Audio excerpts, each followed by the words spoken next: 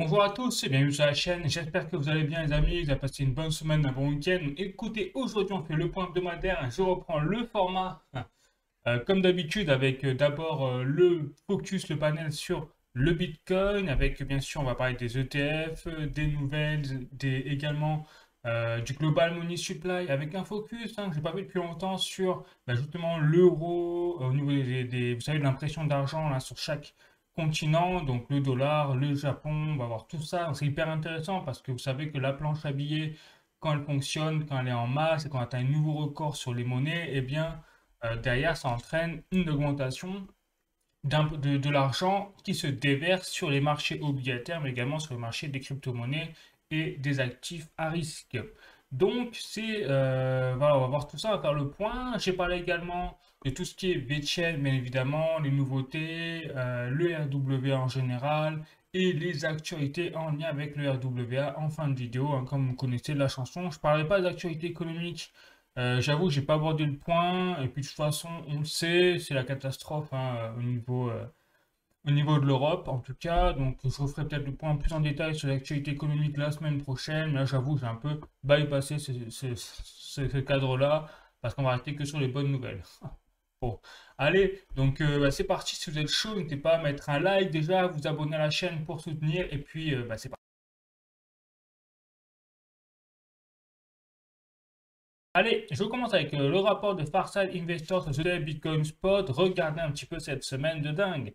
Semaine où, en fait, on a eu que quasiment des capitaux sortant sur les ETF Bitcoin Spot. Alors là aussi, ça commence à paniquer un petit peu. On se dit, ouais, ça y est, c'est la fin du bull run, c'est la fin du Bitcoin, tout ça. Mais il faut prendre encore une fois du recul parce que regardez, nous sommes à 53,7 milliards de dollars de capitaux positifs injectés sur les ETF Bitcoin Spot. Donc on est encore très loin d'avoir asséché, on va dire, la coupe.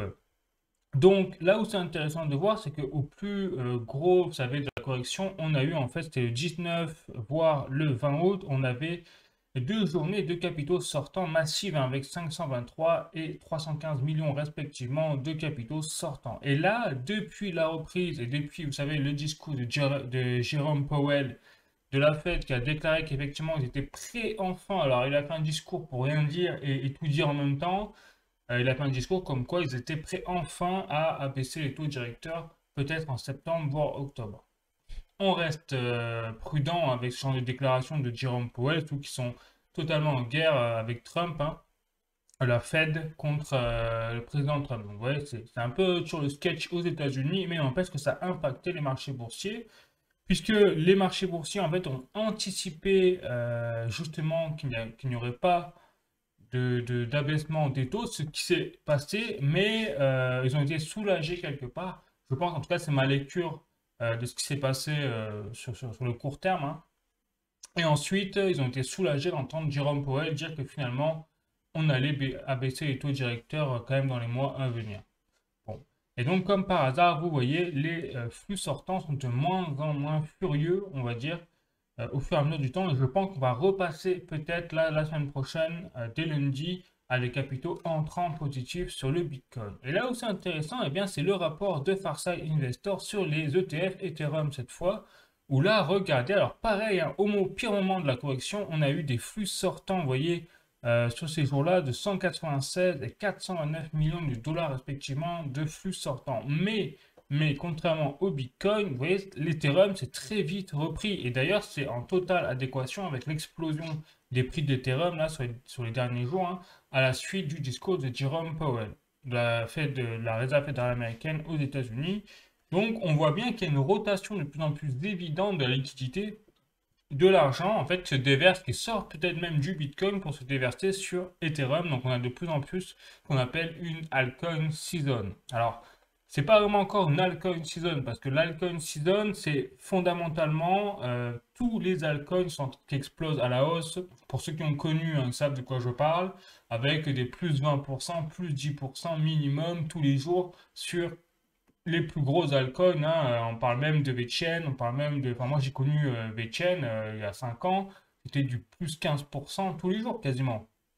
Voilà, c'est une folie avec un ATH qui est à plus de x10 par rapport à ce qu'on connaît aujourd'hui. Bon, C'est quand même assez incroyable. Et donc là, pour l'instant, on a connu donc vraiment le pic. Alors peut-être pas le pic, c'est pas fini, hein, du Bitcoin, avec un Bitcoin qui a vraiment surperformé tous les altcoins. Maintenant, on est en train d'assister à la surperformance de Ethereum, entre guillemets. Et je pense que là, l'ultime eh bien, rotation de liquidité, ça va être Ethereum qui déverse sa liquidité en fait dans les altcoins plus classiques, du moins dans le top 100. Il ne faudra pas aller chercher les mêmes coins hein, comme d'habitude. Il ne faudra pas chercher midi à 14 heures. Il faudra se concentrer sur le top 100 des meilleures crypto-monnaies en termes de market cap et vous allez voir que la liquidité va se déverser là-dedans. Bon, donc on est plutôt dans une Ethereum season hein, plutôt qu'une altcoin season. Voilà, je pense que vous me suivez là-dessus. Enfin, n'hésitez pas à me dire, hein, c'est mon avis, donc n'hésitez pas à me dire en commentaire ce que vous en pensez, car je ne suis pas conseiller financier, hein, je rappelle, ni en investissement, donc ce que je dis c'est à titre informatif, c'est mon opinion personnelle. Allez, je continue, et là aussi où c'est intéressant, c'est le rapport de Parkside Investor sur les ETF Solana. Et là, regardez, Solana a été plutôt sur une semaine un peu mitigée, hein, vous voyez, alors avec plutôt des gains plutôt que des flux sortants. Donc vous voyez que là, comme Ethereum, Solana s'est très vite repris le 22 août avec des flux entrants plutôt que sortants et sur une semaine en fait fondamentalement positive quand on fait l'addition de tout ça. Voilà.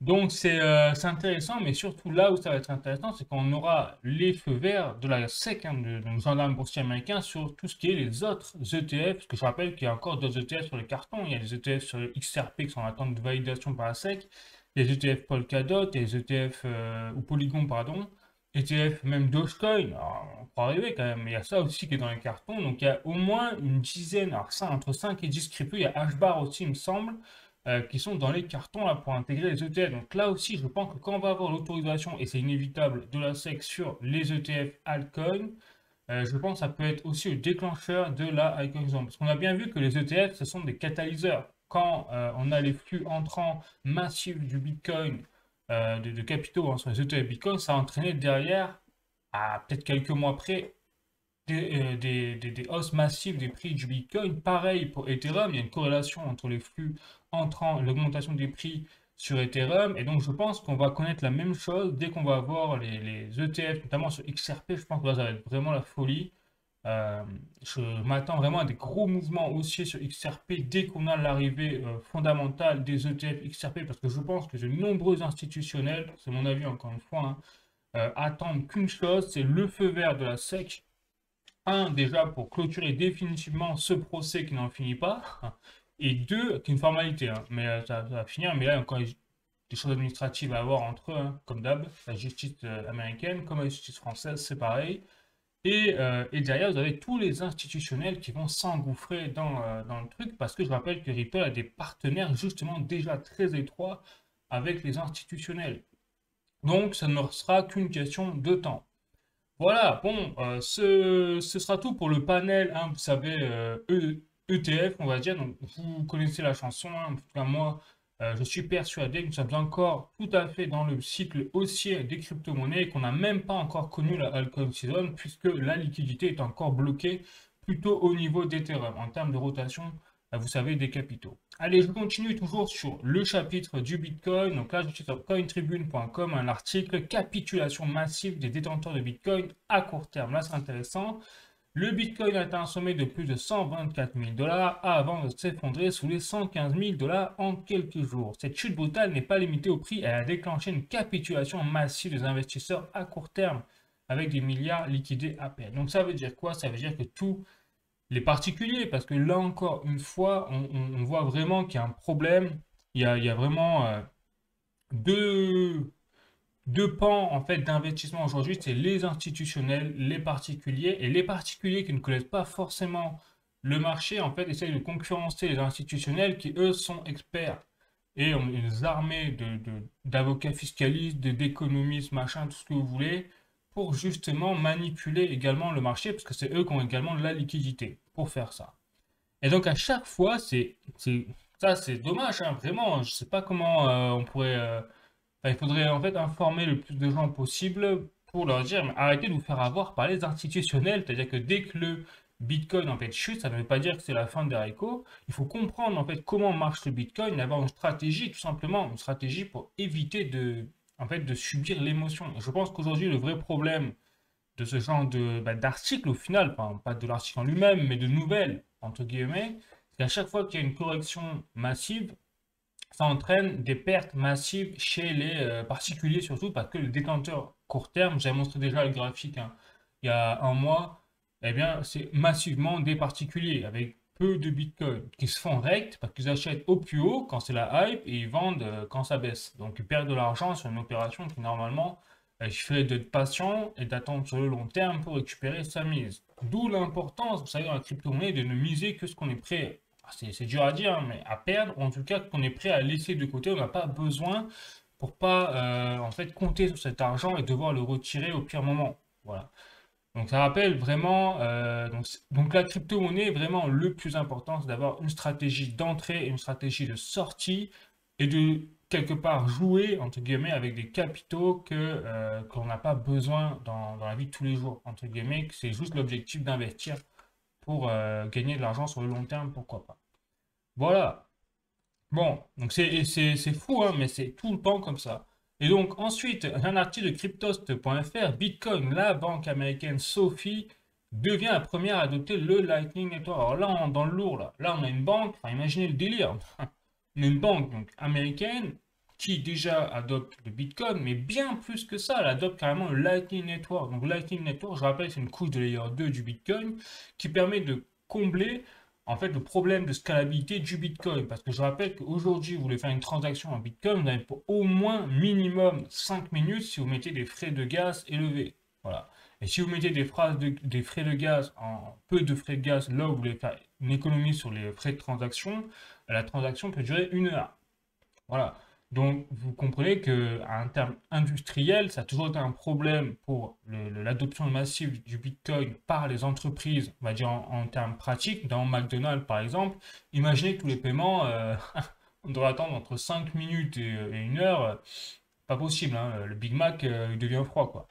Donc, voilà le principe du Lightning Network, c'est qu'on a greffé sur la blockchain du Bitcoin donc la principale, une deuxième blockchain appelée Lightning Network qui justement facilite en fait la rapidité des frais de transaction, enfin pas des frais de transaction mais des transactions tout court, et donc optimise la rapidité du réseau Bitcoin, entre guillemets. Donc là, ça y est, on entre carrément dans l'adoption pratique du Bitcoin. On n'est plus uniquement dans l'aspect trésorerie du Bitcoin que là, depuis les ETF, eh bien, les entreprises, on voit, s'arrachent le Bitcoin, mais en un objectif au final de se protéger contre l'inflation, la chute des monnaies, les dettes américaines, etc. Et donc l'affaiblissement du dollar, de l'euro, etc. Là, on est vraiment dans un objectif de, ok, on utilise le Bitcoin, on adopte le Bitcoin pour en fait en faire une monnaie que l'on puisse utiliser en termes de valeur d'échange tous les jours. Et ça, c'est une banque américaine qui le fait. Donc ça, c'est énorme. Voilà, vous voyez. Donc là, une opportunité à vocation internationale que la banque américaine Sophie donc, souhaite visiblement offrir à ses clients à l'aide du réseau Lightning Network du Bitcoin. Donc ça y est, le Bitcoin est en train vraiment d'être adoubé par les institutionnels, non plus comme une valeur refuge, non plus comme un actif de classe internationale équivalent à l'or, mais en plus en termes d'un actif qui est en fait une valeur d'échange, une monnaie d'échange. Donc, je pense, petite pensée à Christine Lagarde, hein, qui déclare que le Bitcoin n'est pas une monnaie. Eh bien, il faudrait qu'elle aille voir ce qui se passe outre-Atlantique, parce que c'est pas la même définition là-bas. Ah. Bon, allez, je continue toujours avec le chapitre Bitcoin pour vous dire au point où on en est. Cointelegraph et donc les Philippines et ont adopté, en fait, ont établi un dossier, donc une loi, donc, qui s'appelle la HB, alors attendez, excusez-moi, HB 421 pour mettre en place une réserve stratégique du Bitcoin. Donc, quand je vous disais que le FOMO institutionnel, c'est derrière nous et qu'on a maintenant le FOMO gouvernemental, et ben on y est. Voilà, on y est. Maintenant, vous avez les Philippines qui commencent à s'intéresser à une réserve stratégique du Bitcoin. Et vous allez voir que ça va continuer. Ça va continuer au fur et à mesure que les monnaies fiat se pètent la gueule, tout simplement. Parce que tout le monde a compris, au final, dans les arcanes financières, économistes, enfin, pour le digne de ce nom, hein, j'ai envie de vous dire, pas ceux de plateau télé qu'on voit tous les jours qui comprennent rien à l'économie. Là,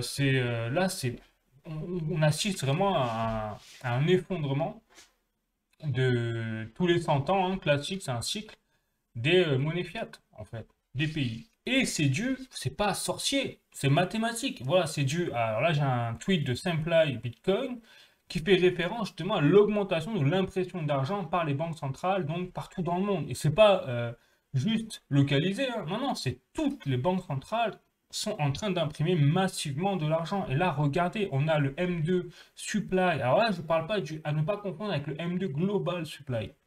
Le M2 Global Supply, dont je parle en fait régulièrement, hein, enfin, la comparaison avec les prix du Bitcoin, c'est l'addition justement de tous ces M2 là, c'est-à-dire l'impression d'argent, du volume monétaire d'argent, toute monnaie fiat confondue dans le monde. Là, je vous présente le tableau des 4 principales monnaies fiat. Donc vous avez le dollar, vous avez le yen japonais, le renminbi chinois ou Uji yuan, et vous avez l'euro. Voilà, donc on appelle M2 supply. Et donc vous voyez bien que sur toute l'impression d'argent, au fur et à mesure du temps, qu'est-ce qui se passe? Eh bien, on a une seule convergence de choses, c'est que ça va vers le haut. Ça va vers le haut en termes d'impression de volume d'argent. Donc vous avez le dollar qui est pas loin de son ancien ATH, qui va le dépasser, va le fumer parce que Donald Trump a déclaré qu'il allait augmenter la dette américaine, qui d'ailleurs a fait rebondir Elon Musk. Souvenez-vous, on a eu l'épisode où Elon Musk et Trump se foutaient sur la gueule. Justement, c'était par rapport à ça, c'est-à-dire que Trump en fait est revenu sur sa parole, il a dit finalement on va imprimer de l'argent, on va créer plus de dettes, donc, que Trump n'a pas apprécié. Et voilà, donc ça va continuer vers le haut également. Et il n'y a pas le choix, il n'y a pas le choix pour financer les budgets publics aujourd'hui. Il n'y a pas le choix pour les États et les banques centrales que d'imprimer plus d'argent.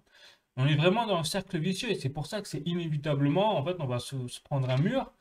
Parce que tôt ou tard, en fait, quand vous faites imprimer de l'argent comme ça en masse, eh bien, vous faites mécaniquement chuter la valeur de cet argent.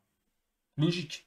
Donc, pareil, le Japon, qui est économiquement là en mauvais état, hein, clairement, il faut le dire. Vous avez d'ailleurs, je crois, les taux obligataires japonais sur 10 ans qui sont encore en train d'exploser et qui ont atteint au niveau du siècle, c'est-à-dire depuis 2000, les plus hauts niveaux jamais enregistrés, jamais vus, depuis 20 ans, 25 ans.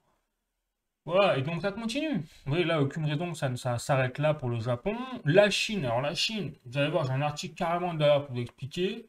C'est là, c'est même pas exponentiel, hein. Eux, c'est un pic. C'est une ligne droite. Et là, ils vont jusque sur la Lune.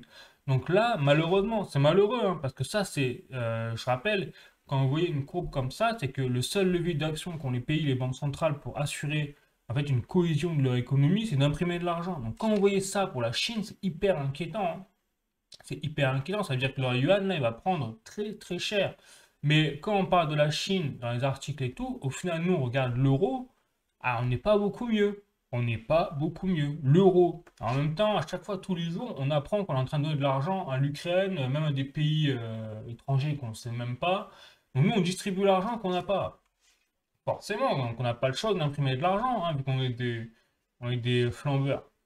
Donc voilà, donc résultat, on va se retrouver en fait avec un global money supply quand on fait l'addition de tout, qui va continuer à augmenter. Donc on va faire record sur record et cet argent-là va se déverser dans le Bitcoin. Alors c'est une bonne nouvelle pour le Bitcoin, entre guillemets, mais on a vraiment de plus en plus une caractéristique, on a l'argent, je vous parle de rotation de liquidité, c'est ça. C'est-à-dire que l'argent qui est imprimé, en fait, il reste dans le circuit des classes d'actifs comme le Bitcoin, les titres, c'est-à-dire les titres boursiers, Tesla, compagnie. Voilà, ça reste là, ça va pas dans l'économie réelle. C'est-à-dire que c'est pas de l'impression d'argent qui permet de créer derrière des usines. Enfin, c'est ce qu'on devrait faire normalement, ce qu'on devrait faire, mais ils le font pas parce que on est dirigé par des gens peut-être pas très compétents, en tout cas en Europe, ça c'est sûr. La Chine, ils n'ont pas le choix, ils n'arrivent pas à s'en sortir, ils ont une grosse crise immobilière en plus. Et le Japon et les dollars et les Américains, c'est ce qu'ils font maintenant avec Trump. Ils investissent en masse dans les entreprises. Et c'est d'ailleurs ceux qui galèrent un peu moins, on va dire, en termes qui essayent d'imprimer un peu moins d'argent à ce niveau-là. Donc, inévitablement, quand je vois ces graphiques, le bull run n'est pas terminé. Voilà. Parce que cet argent, on a encore énormément d'argent qui va se déverser, qui vont se déverser dans le Bitcoin, dans les altcoins, dans l'Ethereum. Bon. Allez, je finis sur Bitcoin. Voilà, alors, carrément, on a un article qui date du 20 août 2025, tout récent. Hein. Donc, cointribune.com vous explique un petit peu pourquoi la Chine est en train à elle seule de faire exploser le global money supply. Donc, la Chine injecte 1400 milliards de dollars, 1,4 trillion, hein, pour sauver son marché obligataire. Donc, face à une vague d'échéances critiques sur 4000 milliards de dollars de dette, Pékin a dégainé une réponse monétaire d'ampleur inédite. En août, la Banque populaire de Chine a injecté 1400 milliards de dollars pour éviter l'asphyxie de son marché obligataire, plus qu'une mesure d'urgence. Hein. Cette intervention marque un tournant stratégique dans la gestion des flux financiers chinois. Vous voyez que, c'est-à-dire c'est ça qui est triste, c'est que le mur, en fait, il est inévitable. C'est-à-dire que je vous disais, les gouvernements n'ont plus le choix que de passer par la case imprimer de l'argent, bah on y est. Voilà. Sauf que ça, c'est bientôt la fin des haricots, quoi. Bon, voilà pour le Bitcoin. Vous avez bien compris pourquoi je reste bullish, c'est que tous les indicateurs sont dans le vert. Donc le Bitcoin est devenu un actif de classe internationale, valeur refuge. En plus, on commence à l'utiliser en valeur pratique, presque à titre, en même titre qu'une monnaie fiat. Ça commence avec les banques américaines elles-mêmes qui mettent en place des choses pour ça. Donc, tôt ou tard, si l'infrastructure se met en place, peut-être que le Bitcoin remplacera même les monnaies fiat. Pourquoi pas? En tout cas, au minimum, sur l'aspect de valeur refuge. Ça, c'est clair. Pourquoi pas, un jour, on aura un étalon Bitcoin. Enfin, c'est une bêtise, hein, mais au point où on en est, je pense, c'est quelque chose qui serait moins pire en tout cas, c'est moins une connerie que de garder nos monnaies fiat qui ne vaudront plus rien tôt ou tard. Voilà. Bon, bah allez, écoutez, je continue. Maintenant, je vais passer au projet comme d'habitude avec VeChain, Ondo, XRP, etc. On commence avec un premier tweet de Antonio Senator. Alors, Antonio Senator, c'est très intéressant. Hein, je rappelle, c'est quelque part, CTO, en fait, de VeChain. Vous voyez, CTO de VeChain Foundation, donc c'est l'expert, en fait, informatique, directeur informatique, si je puis dire, du développement logiciel hein, de VeChain. Et donc, très intéressant, il fait référence en fait à un tweet de Chain Broker qui fait l'analyse, si vous voulez, de tous les projets en termes de développement tous les mois. Et là, VeChain est tout simplement leader avec plus 595% de développement d'activité sur le mois. Donc, devant quand même Tezos, Multiverse, Utah, voilà. Donc, c'est Hedera, vous voyez, Hedera Hbar qui va sûrement avoir son ETF hein, dans pas longtemps, il y a des rumeurs comme quoi il est en partenariat même avec les banques centrales ou avec le réseau SWIFT bancaire, donc du lourd, hein, eh bien, VeChain sont devant largement en termes d'activité et de développement. Mais après, VeChain, c'est un peu décorrélé de la fonction de Hedera, puisque Hedera est plus maintenant sur les partenariats institutionnels au niveau des paiements même transfrontaliers, tout ça. D'où la rumeur hein, d'un petit partenariat avec le réseau Swift bancaire comme Chainlink quand même et Ripple. Alors, donc j'aimerais bien vous faire le point là-dessus, mais vous le savez, là aussi, j'ai pas assez de temps. Hein. Je suis désolé, je vous le dis régulièrement, mais j'ai qu'un après-midi pour faire les vidéos sur une semaine. Donc voilà, je fais comme je peux. Mais n'empêche, j'essaie de vous balancer des infos comme ça aussi au fur et à mesure, même si c'est pas en lien avec VeChain, hein. C'est quand même en lien avec le LWA. Bon, allez, je continue toujours avec VeChain. Donc là, vous voyez, très intéressant. On a tout simplement, alors ça a l'air de rien comme ça, hein, mais c'est une proposition qui avait été faite, je crois, par des membres ou par des utilisateurs de la plateforme VBTRDAO. Et VeChain n'a pas raté le coche puisqu'ils ont proposé, d'ailleurs, ils ont mis en place des changements. Et notamment, par exemple, sur les votes, eh bien, le problème, c'est que quand vous votiez, c'est-à-dire vous allouez des VOT3 sur la plateforme VBTRDAO pour voter sur un projet ou autre chose, eh bien, ces VOT3 étaient bloqués et donc vous ne pouviez pas gagner, vous savez, votre récompense hebdomadaire en B3TR. Bon, donc ça c'est fini, ils l'ont changé. Ils ont aussi mis des caps, c'est-à-dire tous les grosses baleines de VOT3, B3TR ne peuvent plus voter au-delà de 5 millions de VOT3 pour pas qu'il y ait en fait des consensus de vote pour genre 2-3 baleines et que tout le reste en fait ça sert à rien parce qu'ils brassent tellement de crypto-monnaies BOT3 que finalement le système décentralisé ne marchait plus au final. Donc ils ont changé tout ça, ils ont amélioré le système et donc c'est vrai que c'est propre.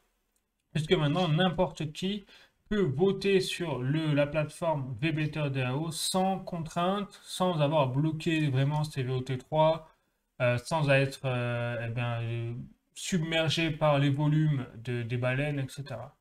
Donc ça s'améliore. Et là, ce qui est intéressant, c'est qu'on voit que l'équipe derrière le projet est vraiment, c'est en gros, c'est le service après-vente. Voilà, tout simplement. Le service après-vente est vraiment très très bon là-dessus. Donc très significatif en fait de la performance et de la qualité d'un projet. Je vous le dis toujours, l'équipe fait le projet. C'est pas le projet qui fait le projet, c'est l'équipe qui fait le projet. Voilà. Et là, on a la preuve que l'équipe Betchen est vraiment très performante et c'est pour ça que VeChain, vraiment, je crois toujours et même de plus en plus, et je vais vous dire pourquoi d'ailleurs, avec les chiffres à l'appui.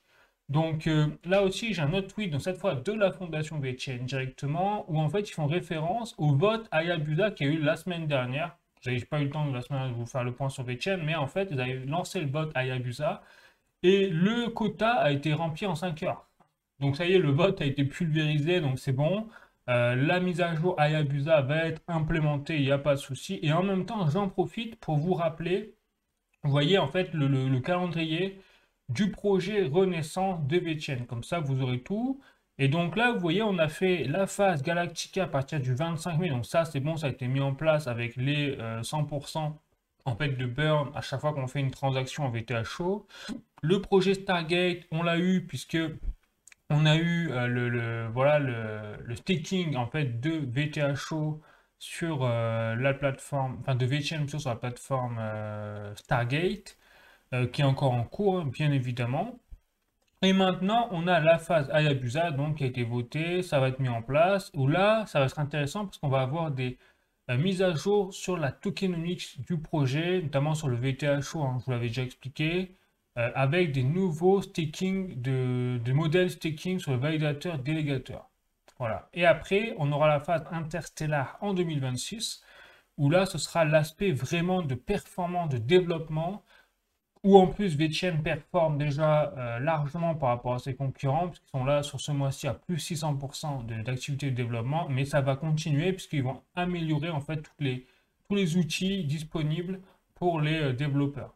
Alors, ils sont vraiment très calés, je pense, au niveau technique. Et là où c'est intéressant, en fait, c'est ça. Là où c'est intéressant, maintenant je passais aux chiffres, hein. Notamment je suis sur DeFi Lama. Alors le nom porte peu, mais au final, les statistiques et leurs graphiques sont vraiment très sympas. Et là, vous voyez qu'on est à une TVL, donc Total Value Lock, de 5,98 millions de dollars. Donc en termes de dollars, vous voyez que VeChain est là, on a eu un petit rebond là récemment, mais c'est vrai qu'il manque quelque chose sur VeChain par rapport notamment à l'ATH qu'on avait eu en 2022. On voit qu'on est très loin d'une TVL qu'on avait eu autour des 30-35 millions de dollars sur VeChain. Là, on est tombé à 6 millions. Donc, on voit bien qu'on a eu un vrai bear market sur VeChain, autant en termes de prix qu'en termes d'activité au final et de valeur bloquée sur la TVL. On voit que les investisseurs, quelque part, se sont barrés. Donc là, on pourrait dire, bon, le projet est mort. Alors, ça repart un peu. Là, ici, vous voyez, à un moment, on était carrément à moins de 1 million de dollars hein, de TVL. Vous imaginez la chute, chute aux enfers là, en 2024.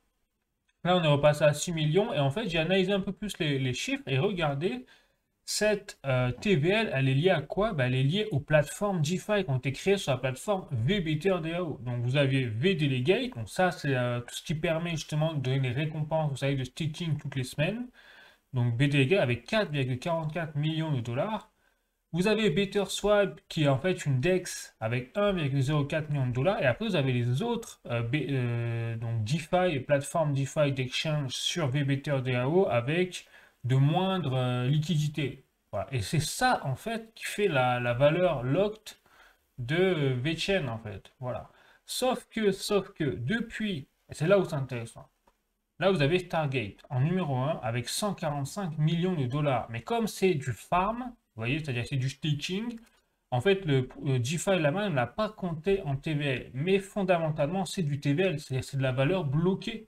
Puisque je rappelle que qu'est-ce que c'est le projet Stargate? C'est les utilisateurs qui bloquent en fait leur VeChain sur la plateforme Stargate en échange d'un NFT, vous savez, qui donne des récompenses en VTH derrière, en fonction du montant que vous avez staké. Bon, alors, j'avais déjà expliqué, je ne vais pas revenir là-dessus en détail. Mais voilà, donc c'est de la valeur bloquée. Parce que voilà. Donc là, on a quand même 145,12 millions de dollars de TVL juste sur Stargate. Et comme ça n'avait pas été implémenté, ça n'est pas été inclus par DeFi, la plateforme là, de statistiques de données, eh bien, en fait, on est en train de pulvériser. On a pulvérisé, si vous voulez, fondamentalement en pratique, on a pulvérisé l'ancien record de 2021. C'est ça que ça veut dire. Puisque regardez, nous sommes à 145,12 millions de dollars de TVL. Donc là, le graphique, si on le mettait réellement à jour, et ça je trouve intéressant, eh ben, en fait, là, on devrait avoir une ligne droite. Si vous voulez, ici, on devrait avoir une ligne droite avec tout simplement des chiffres dingues, dingues. Voilà. Et donc, en termes de VET, d'ailleurs, en termes de VChain directement inclus, là, on voit vraiment la différence entre, vous savez, le dollar et le nombre de VChain stakés réellement. Enfin, bloqués sur la TVL, par contre, je veux dire. Donc, en fait, comment ça t'explique déjà cette baisse de TVL en termes de dollars? Ben, je l'avais déjà expliqué, c'était aussi parce qu'à l'époque, donc là en 2021-2022, le VChain était à 0,2 dollars. C'était l'ATH. Donc forcément, on était un x10. Donc vous voyez, on était un x10 en termes de dollars. Aujourd'hui, on a 0,02 dollars. Donc en fait, si on fait le rapport dollar en termes de valeur par token VChain et qu'on compare à l'époque, on est au-dessus, si vous voulez. Parce qu'aujourd'hui, si on avait la même, en gros, TVL, le même prix par token de VChain, on serait en fait à 60 millions de dollars. Alors on a quasiment voilà, 5,98 millions, bah on sera à 60, parce on a fait un x10 par rapport au dernier ATH. Donc on sera à une TVL de x2 là, en termes de dollars, hein, par rapport au nombre de tokens. En fait, voilà. Et en VChain, en nombre de VChain TK, ouais, vous voyez qu'on a quand même quasiment rattrapé les niveaux de 2022 là, 2022-2021. Voilà. Et surtout que, bah, en fait, on les a pulvérisés, puisqu'on est aujourd'hui, vous voyez, à une TVL de 145,12 millions de dollars juste sur le projet Stargate. Et ça continue. Je vous rappelle que tous les jours, ce chiffre grossit, puisqu'il y a de plus en plus de personnes qui misent qui stake leur VChain là-dessus. Donc, à mon sens, quand je vois ces données, c'est qu'une question de temps avant que les chiffres explosent sur VChain. Voilà. Je peux me tromper. Après, je rappelle que la TVL, c'est un indicateur et ça ne fait pas tout l'ensemble du projet. Bon, il faut rester prudent. Mais moi, ma conviction, quand je vois ça, quand même, c'est des très très bons indicateurs. Et en plus, là, ils ont caché la grenouille, quoi, en fait, hein. Ils ont caché la chose. Mais fondamentalement, vous voyez, les farm protocoles ne sont pas comptés dans la TVL. C'est écrit noir sur blanc. Donc, on devrait avoir vraiment quelque chose ici bien plus performant. Et donc, ensuite, je continue avec toujours les statistiques. Et là, on voit bien que VChain est en train de décoller, hein, clairement, en termes de nombre d'adresses connues d'actives. Donc, on a 135 000 adresses actives tous les jours. Ça fait 600 000 portefeuilles actifs par semaine. On a 37 730 nouvelles adresses en une journée. Et on a 11 833 000 nouvelles adresses au total. Donc on voit bien que depuis début 2025, je rappelle que début 2025, nous étions à 5 millions d'adresses. On a plus que doublé déjà en l'espace de 6 mois. Donc, projetons-nous sur encore dans 5 ans, où sera le projet VChain? Je vous pose la question, mais moi je pense que ce sera toujours positif. Clairement. Voilà, le seul point négatif, parce qu'il faut parler des points négatifs hein, également, c'est ça. C'est le nombre de holders de VChain. Alors là, je vois vraiment qu'il y a un problème sur VChain, c'est que là, on a même perdu des investisseurs là, qui ont vendu du VChain, qui sont barrés. Donc je pense qu'aujourd'hui, le problème de VChain, c'est les prix. C'est les prix du jeton, avec notamment des détenteurs long terme qui ont perdu la foi peut-être dans le projet. Je pense que c'est tout à fait possible. Ou alors qui ont vendu leur VChain pour se concentrer sur le VTHO, vous voyez, et pourquoi pas le B3TR. Parce que vous voyez que B3TR, on a fait péter les compteurs, on a dépassé les 2 millions, là, je crois qu'on a pris moins 200 000 nouvelles adresses en une semaine, rien qu'avec ça, là. Et le VTHO, bien, ça continue de grossir. Donc je pense qu'aujourd'hui, les investisseurs peut-être de VChain, en fait, se concentrent plutôt sur ces deux portefeuilles, où les nouvelles adresses, de toute façon, se font surtout sur le VTHO et B3TR. Voilà. Donc il y a un vrai problème encore peut-être d'utilité sur VeChain, à part le staking, vous savez, sur Stargate. Finalement, VeChain ne sert à rien, quoi. Bon, ça se reflète vraiment là-dessus, sur le nombre de détenteurs de VeChain. Donc ça, c'est le seul problème que je vois pour l'instant, mais avec la mise à jour Hayabusa, tout ça, ben, comme on va changer la tokenomics là à partir de septembre, en testnet, hein, ce ne sera pas encore en même net, et ben, je pense que ça peut peut-être changer la donne. On va voir, on n'a pas de boule de cristal, hein, mais en tout cas, je suis vraiment très confiant sur la suite de VeChain, surtout quand on voit par rapport à la TVL et la TVL réelle, c'est-à-dire avec le farm confondu, avec le staking, le Stargate, on voit qu'on a tout fait péter là. On a tout fait péter, les gars. Franchement, c'est bon. Voilà. Bon, allez, je continue. Et maintenant, je passe à Ondo Finance et surtout le RWA en termes de finances, de paiement transfrontalier. Alors, je rappelle, donc là, un petit tweet de Ondo, très intéressant. On a, voilà, Change is coming, le changement est en train d'arriver. Dit donc Michelle Bowman, vice-présidente en quelque part de la supervision à la Réserve fédérale américaine. Voilà, et elle dit ça en plus, elle a dit ça à un événement donc blockchain, tout ça appelé Symposium au Wyoming, dans l'état du Wyoming. Et donc, qu'est-ce qu'elle a déclaré en détail hein, dans cet événement, donc Symposium?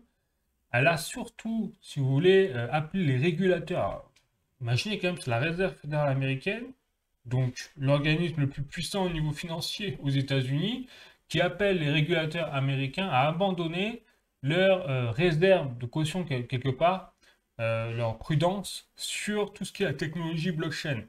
Faut arriver quand même. Et donc, qu'est-ce qui s'est dit clairement? Donc, les régulateurs doivent embrasser les bénéfices de la blockchain. Quand même, c'est la Réserve fédérale américaine qui dit ça, quoi. C'est quoi, quand même. Alors ça, c'est marrant, c'est ce que je vous dis depuis quand même 2 ans. Hein. C'est-à-dire que la blockchain, elle permet donc d'améliorer la sécurité en fait, des transactions, la rapidité et l'efficacité de tout le système financier opérationnel. Bon, c'est le principe même de la blockchain. Voilà, donc enfin, quand on voit qu'on a compris, qu'on a une personne qui comprend ce que c'est réellement la blockchain, c'est donc une technologie, à partir de ce moment-là, c'est impossible de revenir en arrière. C'est ce que je vous disais. Donc, quand on comprend le Bitcoin, c'est impossible de revenir en arrière. Voilà pourquoi la révolution blockchain, Bitcoin, RWA est inévitable en fait. Point numéro 2, la tokenisation en fait résout les problèmes du monde réel. Et oui, donc ça c'est plus vite, moins cher et plus efficace pour faire des transferts liés au RWA à la blockchain par rapport aux infrastructures traditionnelles. Et donc, la régulation intelligente est essentielle. Donc, les règles doivent être transparentes, proportionnées et il doit y avoir un équilibre entre l'innovation et la stabilité financière. C'est ce que dit donc la Réserve fédérale américaine à travers le vice-chairman, donc vice-présidente Michelle Bowman, en charge de la supervision. Voilà. Pour vous dire un peu dans quel monde on vit et qu'on est très loin d'il y a 2-3 ans quand on était anti-Bitcoin et avec Gensler à la tête de la SEC, ça c'était bien marrant à voir quand même. Je continue, donc toujours avec Ondo Finance. Donc là, vous voyez, Ondo Finance a posté un petit tableau qui montre, alors ils sont sur les chiffres, je crois, du RWA.xyz. Vous voyez, ils ont pris les mêmes chiffres que j'ai pris, que je vous montrais de la plateforme d'habitude, et on va repasser sur la plateforme, d'ailleurs, j'ai des chiffres à vous montrer encore, où ils montrent juste l'évolution en fait des bons du trésor américains et son évolution depuis 2003, donc en termes de RWA, hein, je rappelle, et donc de tokenisation des bons du trésor. Et donc le chiffre en fait grossit de 7000%, hein, clairement.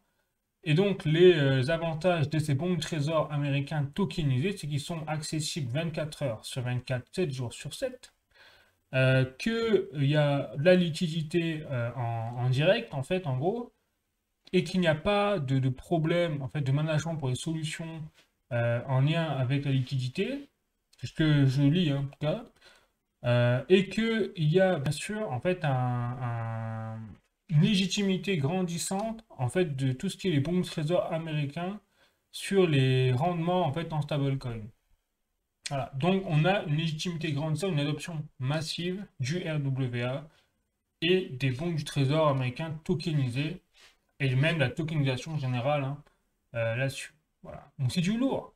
Je rappelle aussi, alors là je ne sais pas montrer l'article et tout, je ne l'ai pas mis, mais je rappelle que le Global Market de Ondo Finance arrive en septembre. Donc, préparez-vous à avoir une explosion nucléaire, de la TVL sur Hondo Finance, mais également du cours peut-être, je dis bien peut-être, des prix sur Hondo Finance. Donc faites vos propres recherches, hein, tapez Global Markets, la plateforme Global Market de Hondo, elle sort en septembre.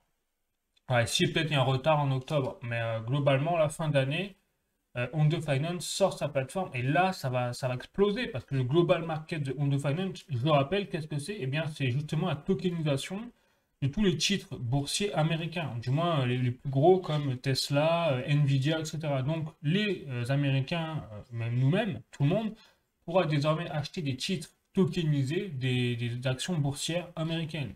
Voilà. Donc ça commence. Et là, on a carrément la plateforme de Hondo qui sortira. Donc vous allez voir que le RWA à travers Hondo va littéralement décoller, va exploser grâce à ça. Donc on est qu'au début de quelque chose vraiment de très intéressant et on a la chance, hein, nous, peut-être d'avoir, enfin, je sais pas vous, mais en tout cas moi, on s'est positionné, on a positionné nos billes comme il fallait pour profiter de justement de cette révolution. Voilà. Pas vous dire mieux, hein. Allez, je continue avec Ripple. Donc, le marché donc, des 300 milliards de dollars sur les stablecoins est prêt en fait à grossir à environ des trillions de dollars. Voilà. Donc ça, c'est tout simplement un article de Ripple qui fait référence à son partenariat avec les banques donc, japonaises SBI. En fait, c'est une banque globale, hein, clairement. Et donc, le principe de ce partenariat, eh bien, c'est d'apporter le RLUSD, c'est-à-dire le stablecoin de Ripple au Japon, début d'année 2026. Donc, pour offrir en fait aux utilisateurs et aux institutions, eh bien, un stablecoin qui est transparent, régulé, auquel on peut faire confiance et qui est directement en fait, renforcé par les utilités dans l'entreprise. Voilà, c'est-à-dire un niveau, un grade institutionnel. Donc, on rentre quand même dans un cadre où ça part en vrille, hein. Faut le dire. Voilà. Donc, Ripple tire son épingle du jeu. Ensuite, je continue. Donc, j'ai voulu faire justement la TVL, vous montrer la TVL du XRPL. C'est-à-dire XRPL, c'est justement la blockchain de Ripple avec une total value locked. Eux, ils sont à 100 millions de dollars. Vous voyez? Donc 100 millions de dollars, ça rapporte ensuite une courbe qui ne fait que grimper, vous le voyez, quand même depuis mai, hein. C'est-à-dire depuis un an, mai 2024, ça ne fait que grossir. Vous voyez, on a fait péter la TVL là, sur Ripple, et c'est également, vous voyez, proportionnel au prix. Donc quand je vous dis quand même qu'il y a un parallèle entre la TVL et le prix, c'est logique, puisque plus vous insérez de la valeur bloquée dans la blockchain, et moins il y a de crypto en question disponible pour les investisseurs et donc plus, plus il y a de choc entre l'offre et la demande si vous voulez. Donc c'est logique. Donc ça c'est bon signe également pour Ripple et ça continue, vous voyez, à porter vers le haut pour la TVL de Ripple. Je continue, maintenant je vais passer à tout ce qui est la paix, vous savez, de RWA, notamment à Plume. Donc, je suis sur le site de rwa.xyz et regardez un petit peu cette courbe. On continue en fait de prendre le système du RWA continue de grimper. Vous voyez, ça ne fait que ça. Vous n'avez que ça depuis 2021. Donc on voit bien qu'on a quelque chose qui dure. Donc la tokenisation d'actifs, le RWA, c'est l'avenir, clairement. Donc vous voyez qu'on a un total de 360 000 détenteurs, hein, d'actifs RWA tokenisés. Donc à travers en fait des réseaux que vous voyez ici. Donc il y a Ethereum, il y a Polygon, il y a Aptos, Stellar, Solana, ouais, donc des gros, hein. Le XRP Ledger, vous voyez, je vous ai montré avec la TVL tout à l'heure. Mais il n'y a pas que ça, il y a également Plume. Et Plume, vous savez, je vous ai déjà montré, donc franchement, je pense que c'est une pépite qui gagne à être connue, hein, clairement, puisqu'on a rien qu'avec ce projet, on a 192 764 détenteurs de RWA, c'est-à-dire que c'est plus de la moitié du réseau total de RWA, quoi. Même Ethereum est même pas à 100 000. Ethereum ne sont même pas à 100 000 détenteurs de RWA, ils sont à 90 000, il me semble. Plume, alors que c'est un projet qui est sorti il y a même pas 6 mois, est en train de pulvériser tous les records, là, en termes de RWA. Donc je pense qu'il gagne à être vraiment connu, donc en tout cas à surveiller au minimum, hein. Et c'est pour ça que je voulais vous montrer ce projet parce que ça continue. Vous voyez là, on est encore à plus de 20% là, sur 30 jours de nombre de. Ça continue de monter quoi. tous dans le vert là. Bon. Donc en termes de détenteurs de RWA, c'est les meilleurs. Voilà. Et un peu et les plus récents, hein. Donc ils ont une belle marge de progrès en tout cas. Et surtout, ils sont en accord quand même avec alors, collaboration commerciale, je crois, avec WLFI de Trump. Vous savez, la société de Trump. Donc pas étonnant qu'ils soient en avance là-dessus. Allez, je continue. Maintenant, je passe à quelques articles en lien avec le RWA, donc pas beaucoup. Je commence avec un article du journalducoin.com, donc l'euro numérique de la Banque Centrale Européenne, bientôt sur Ethereum et Solana, point d'interrogation, l'Europe se réveille face aux États-Unis. Donc ça y est, vous avez dit déjà il y a un mois ou deux que effectivement la Banque Centrale Européenne avait pour projet de sortir son euro numérique d'ici octobre là, de cette année. Eh bien c'est le cas. Ça y est, ils sortent leur euro numérique et donc c'est pas du tout une bonne nouvelle. Pourquoi? Parce que eh ben, on sait que les banques centrales, les monnaies numériques de banques centrales, c'est fait pour contrôler les peuples. On voit bien que le yuan numérique, eh ben, je rappelle qu'en Chine, le yuan numérique, à quoi ça sert? Ça sert justement à contrôler les citoyens. Voilà, puisque avec la blockchain, c'est là où le revers de la médaille, hein, si vous utilisez la blockchain, comme c'est hyper transparent, infalsifiable, et que vous avez des données que vous ne pouvez pas supprimer, si c'est derrière dans les mains en fait, d'une entité centralisée comme une banque centrale, eh bien ils sauront exactement ce que vous dépensez, quand, pourquoi, comment, et surtout ils pourront, bah, si vous n'êtes pas d'accord, vous sucrer les comptes, puisque derrière c'est une entité centralisée qui aura la main mise elle-même sur son euro numérique, et qui pourra en fait créer comme Tether au final. Si imaginez Tether, USDT, l'entreprise Tether, et bien imaginez qu'à la place ce soit la Banque Centrale Européenne, c'est pareil. Donc après, ils pourront voilà, supprimer, imprimer des euros numériques sans problème à volonté. Voilà le problème en fait de l'arrivée de ce genre d'enfer économique. Voilà. Ils profitent de la blockchain. C'est les mêmes qui ont décrié la blockchain pendant 10 ans, sont en train de l'utiliser maintenant pour renforcer leur pouvoir. Donc attention à vous.